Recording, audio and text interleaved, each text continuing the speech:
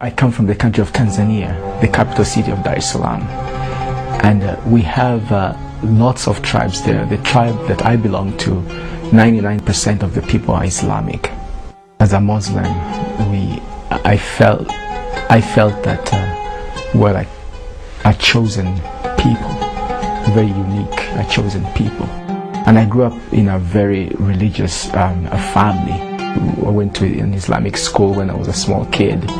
I helped my father in some Islamic duties, like to help with prayer and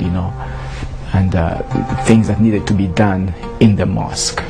My father himself is a great leader within the Muslim community. He's a sheikh, and then I have uncles, I have brothers that are Islamic clerics. So I kind of grew up in that environment, and my understanding of Islam was that Islam was everything to us, to me. So I had that passion, I had that hunger for the truth as a Muslim. And as I was searching for truth, I came across Christians. The Christians in my country, they have a special program to reach out to the Islamic community. And one of the strategies they use is to befriend the Muslims, and they get to know them on a personal level, and then they befriend them, and at some point they share the gospel of Jesus Christ. So this Christian friend wanted to know something about my religion, and he actually came to the mosque with me on a Friday afternoon, and I invited him to the mosque, and we said the prayer together. Even though I wasn't sure why he was interested, but he came to our mosque and he listened to my father, give a speech that particular evening. And then after that, nothing happened. Our friendship continued for a long time. And after a couple months, he invited me to church. He said, "Would you like to come and join us?" And based on our friendship and my curiosity about other religions and my passion to know the truth, I accepted. I said, "Sure, I will come." But deep inside my heart, I knew that I was just doing that because I wanted to know what's going on, but I wasn't going to change my religion. So we went to church, and it was a different experience for me because I've never been to church before. The message of the preacher that day was about God's covenant, and he said that the God of the Bible is a God of covenants. He makes covenant with his people. You read throughout the Old Testament, the New Testament, he has made all kinds of covenants. And then this is interesting because he gave this example, and he said, for instance, you go to your neighbor's friend, your neighbor's house, and you decide to work for him. You sweep his house, you mop his floor, or you do anything good. Your neighbor will be very happy if you do something like that. But at the end of the day, if you ask him to pay you money for what you have done, he or she has the right to say no or yes based on the covenant. If there was no covenant that was made, they can say no. So in other words, your works are in vain. So he kind of related that to how important covenants are with God. And without that covenant, it doesn't matter what you do in life. You'll be the best person, help the poor, but at the end of the day, God is going to reject you. And in the last days, he has made a covenant for all humans through the person of Jesus Christ. What struck me most is that I heard God explained in a way I've never heard before in my life.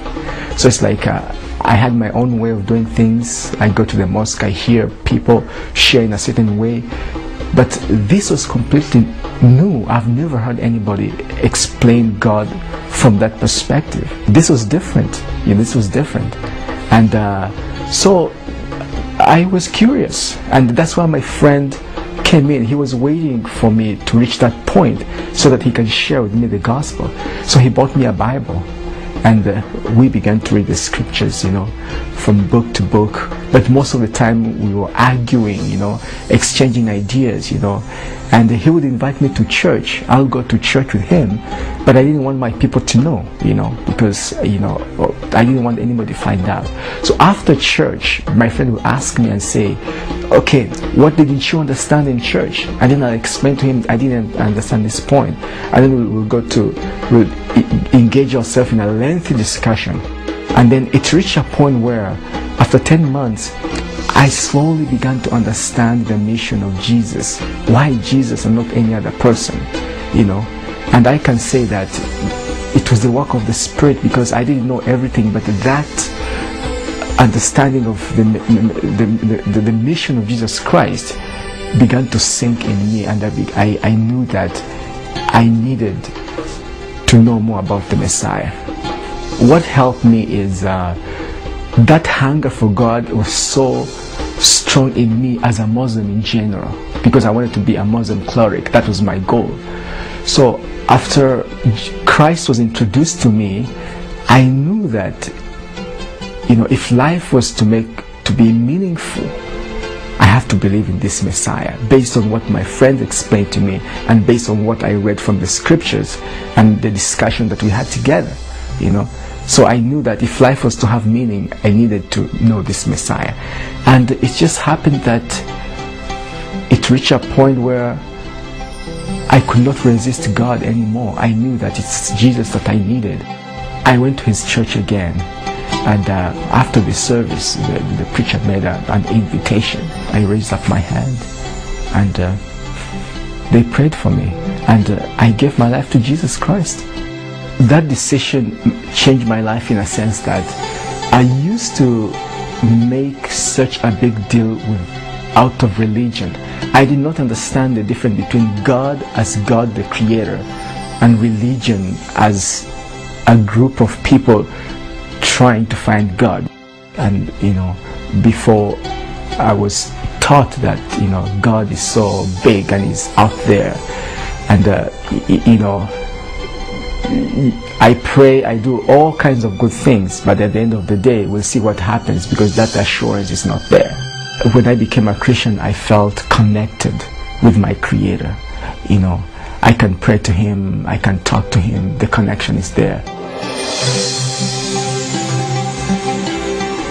When I speak to Muslims, I will try to help them understand the difference between God and religion. There is a difference, because I think that's where the confusion comes. Most of the times we talk about our religions, and we have all kinds of discussions that lead to nowhere. But I want them to see that there is a God who created the universe, created everything, and is interested in each one of us.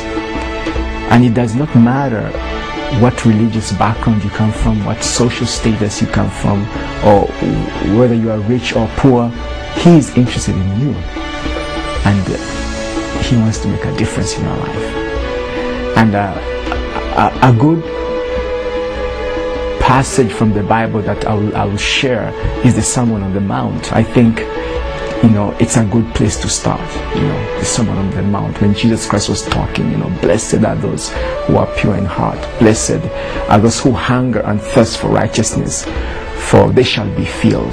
I think that's powerful, and it matches with the mindset of most Muslims. They should accept Jesus Christ as Lord and Savior, and He's the only one who can change their life, because I think first I'm going to help them understand first who Jesus is. If you just see Jesus Christ as a carpenter's son and just some guy who lives in a neighborhood, then they shouldn't. But if you see Jesus more than a prophet, I think that's a good starting point. And that's what made a difference in me, because I looked at Jesus Christ just as a person, so He didn't make any difference to me. But if we understand who Jesus is, then it shouldn't be a difficult thing to accept Him as Lord and Savior, because once we understand who He is, then we are all going to need Him. I know that I am not a unique situation. What God did to me, He can do it to anybody. And my prayer is that they'll also see the truth, they'll see the light. And I know that is possible because, if I came out of, that background and He pulled me out, He can do it to anybody, and that's my prayer.